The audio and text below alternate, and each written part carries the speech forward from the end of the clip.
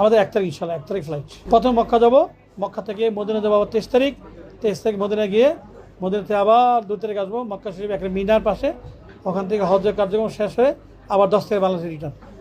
2টা প্যাকেজ, একটা 5 star hotel সাফা টাওয়ারে। বিগত বছরগুলোতে আমি সাধারণত ফুলম্যান জমজম, তারপরে রামাদা, তারপর হলো মমিনবিক এখানে, এবছর হচ্ছে সাফা টাওয়ারে।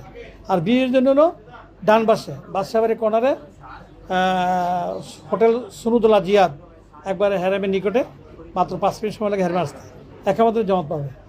মদিনা শরীফ হলো এই প্যাকেজের জন্য বাবু সালাম এবছর, বিগত বছর ছিল 21 সালে বা 22 সালে 23 সালে ছিল 21 নম্বর গেটে, এবার হচ্ছে সাবেক 6 নম্বর বা সাবেক 16 নম্বর গেট। বিষয়টা মকসাদালা প্যাকেজটা আমি করি না, আমার ব্যক্তিগত করি না, কারণ আমার ব্যক্তিগত পছন্দ না। কারণ হলো মেসপালা রুট হলো বাঙালিরা ভাড়া, বাঙালিরা বেশি থাকে, এখানে একটু সামনে গেলে রাস্তা বন্ধ করে দেয়, একামত হ্যারামে নামাজ পড়তে পারে না, এটা আমার দৃষ্টিতে লাগে। যার জন্য আমি এই হজের সময় আমি রাখি 1 নম্বর গেট কাবাগরের 1 নম্বর গেট ডান পাশে হোটেল